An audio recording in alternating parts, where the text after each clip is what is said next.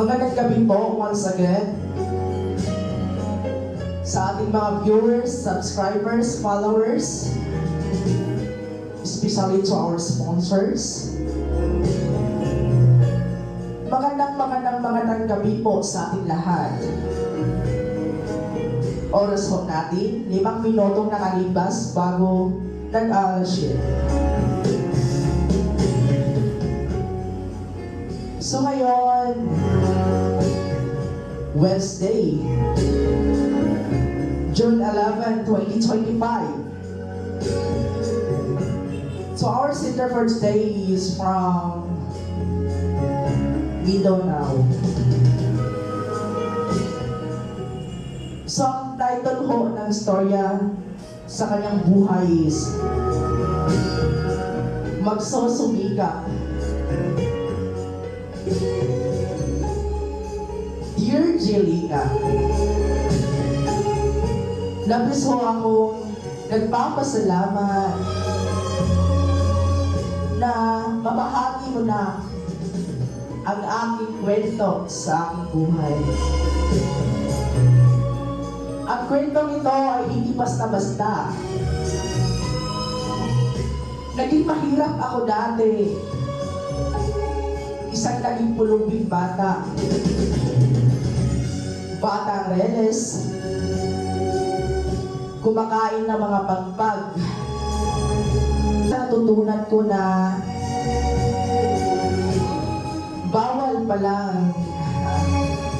palang sumuko hanggat kaya pa.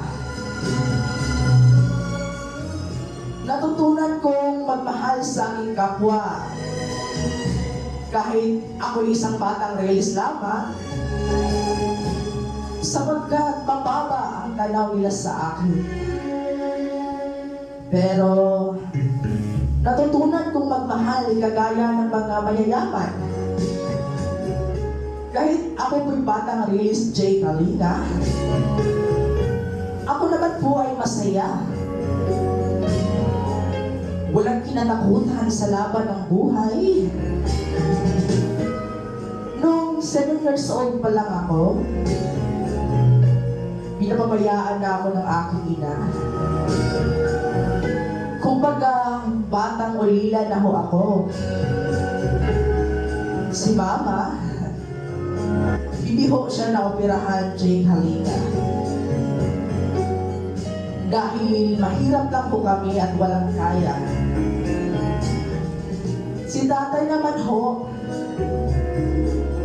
siya po ay magsasaka lamang.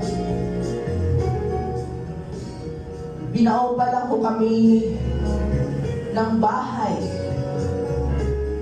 hanggang sa hindi na ho kami nakaupa dahil wala na ho kaming pangbayad. Si Papa ay nagtatrabaho bilang nagtatanim ng tubo. Hanggang siya ay nagkasakit ng tubig sa baga. Hindi rin na-operahan dahil mahirap lamang ho kami. Hanggang si Papa ho ay nasawian ng buhay. At kami tatlong magkakapatid, nagkawatak-watak ho kami. Si ate, nagtatrabaho sa Maynila. Hanggang nakikita siya ng pag-aasawahan niya at tila ba'y kinalimutan niya kami. At yung pangalawa ko namin,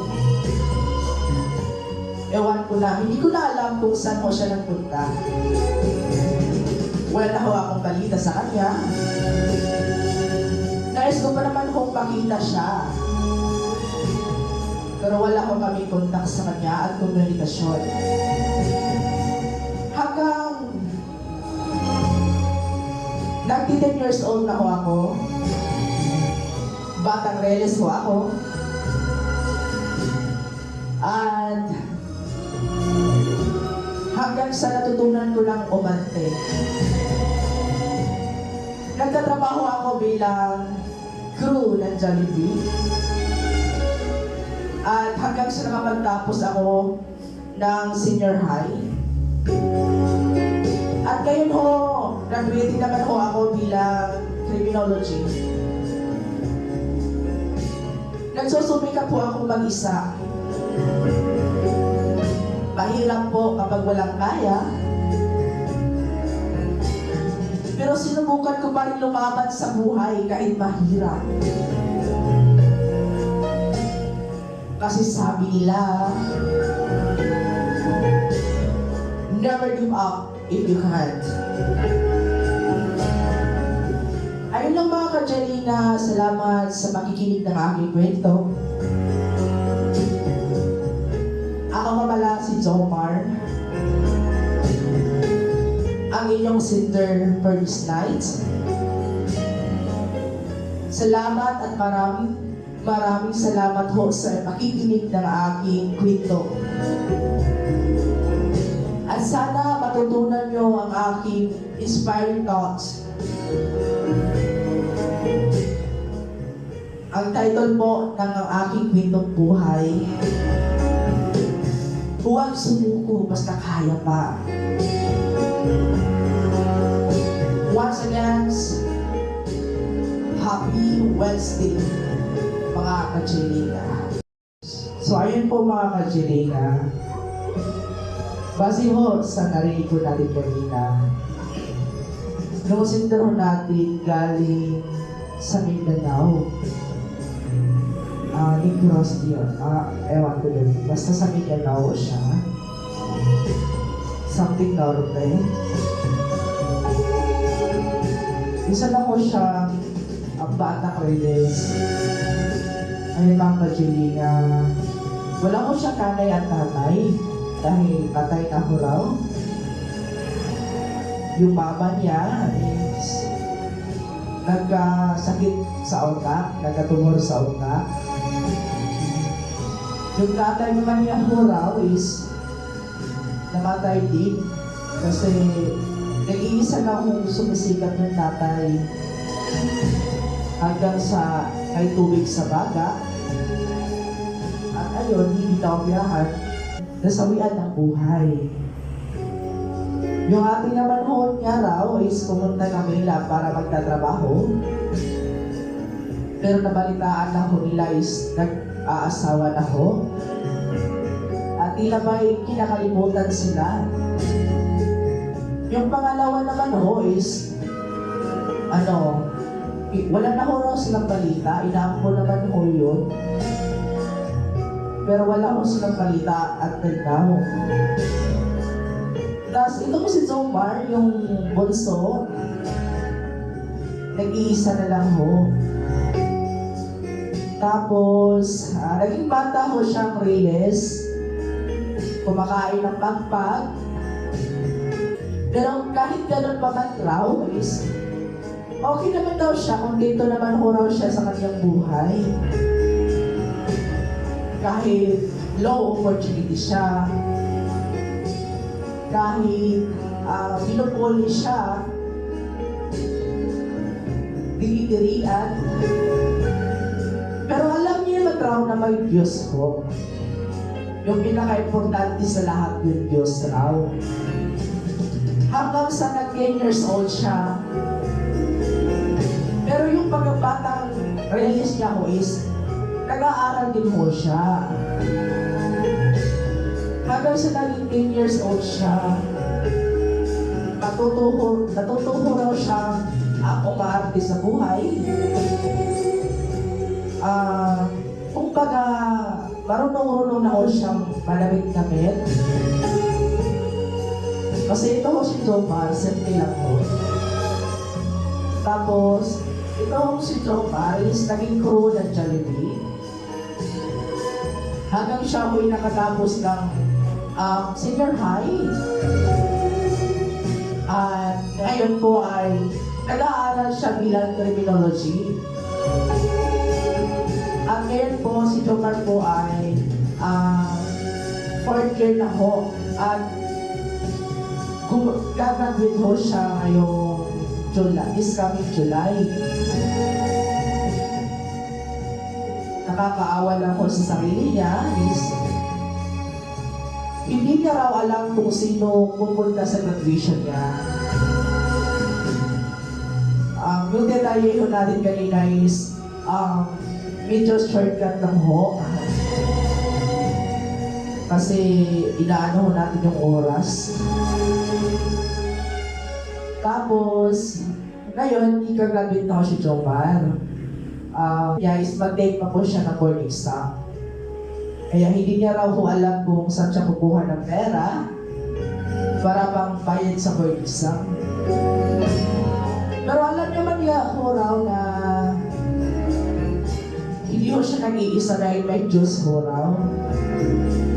Ang nais nila ni ho raw is makinig ang kanyang kwento sa mga bata ngayon, sa mga kasalukuyang youth ho ngayon. Kasi sa kasalukuyan, hindi na kumakain yung mga bata ngayon kung walang ulam. Hindi na ako mag-aaral kung walang gadget.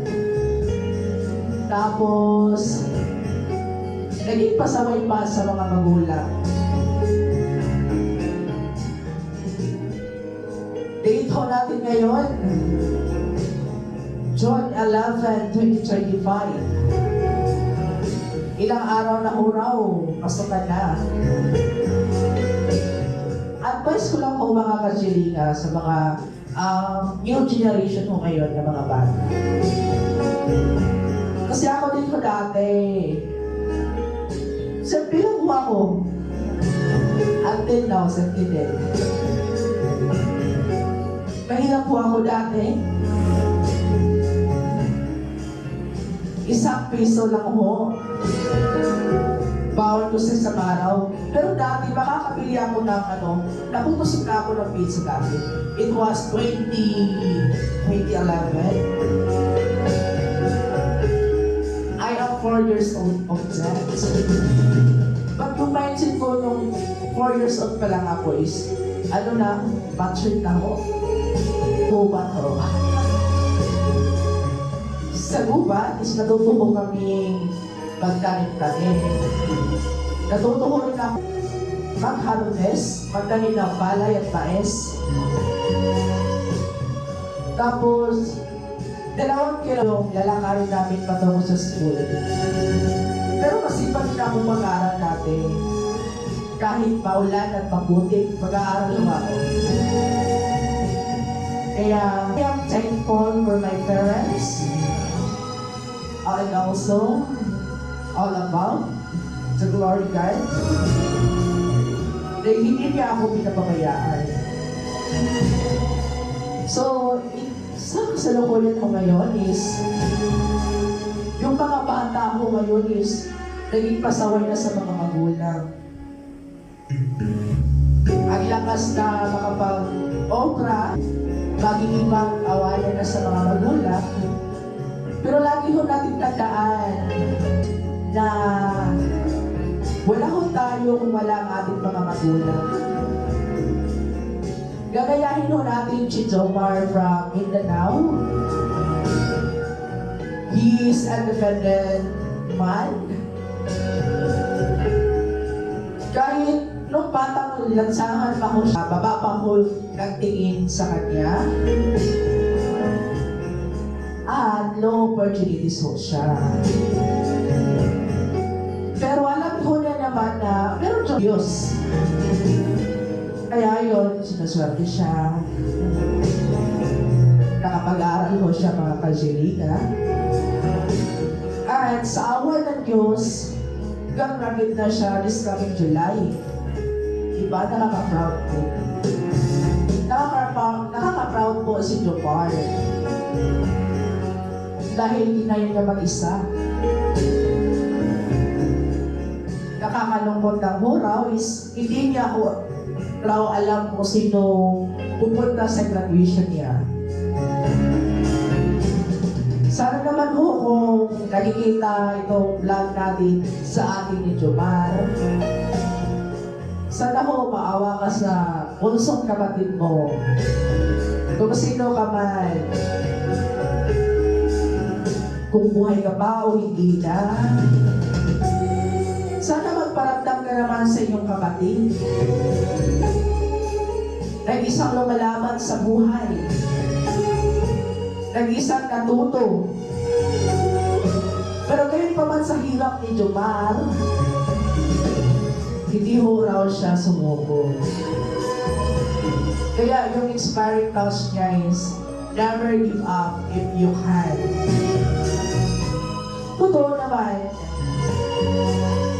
ako papagod. Magpahinga lang ako saglit. Tapos pag okay na, lalaban at susulong.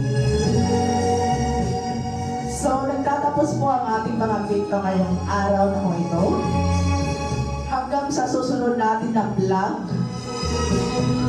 samahan niyo po ako sa aking munting biyaheng ito. Huwag kalimutang mag-subscribe sa ating YouTube channel. At lalo-lalong huwag kalimutang mag-follow sa ating FB page. Hanggang sa muling pagsasama sa mga susunod nating layunin. Samahan niyo ako sa aking munting biyaheng ito. Ang layunin magpapatayo ng pag-asa para sa mga taong mga mahihina. At hindi lang po tayo nagkokwento sa ating vlog na ito. Tayo rin po ay nagtatayo ng mga pag-asa para sa mga taong napagod. Siya napagod. Hindi yung napagod na kahabol ha. Kasi landian na yun na. Alright? So, ating oras mo ngayon, 32 minuto bago nakalipas ng alas 7. So, we have 3 minutes left sa ating kwento. Abangan niyo yung mga post natin sa YouTube channel ko natin na Jay Kalina. Paki-subscribe, paki-share po. Once again, it is love for people who suffered, who's suffering the situations. Yung iba ko nagsisend sa akin tungkol sa pagmamahal. Pero, hindi po yun ang ating priority. Dahil yung priority ho natin is one touch na mga mahihirap. Hindi po lagi. So, ayun na ho. At okay na slabs. I'm just preparing for our post in our YouTube channel, our FB page. So, hanggang sa muling pagsasama. Kung ikaw ho'y nanonood ngayon, kung may natira kang konting dasal, huwag naman kung ibang gamot na ibigay para sa mga tao muntik na walang pag-asa. Once again, this is a vlog inspired from Kalingap team. And kung napansin nyo ho ito mga Kalingap team, ito po ay inspired sa inyong mga vlog. I'm just vlogging for people to build their hope, to inspire for their future, to our generations, to our new generations. Mga batang nag-aaral, huwag kalimutang magdasal at magsumikap sa buhay. Ito na lang ho mga ka-Jelina, magandang gabi ho sa ating lahat. Thank you and God bless.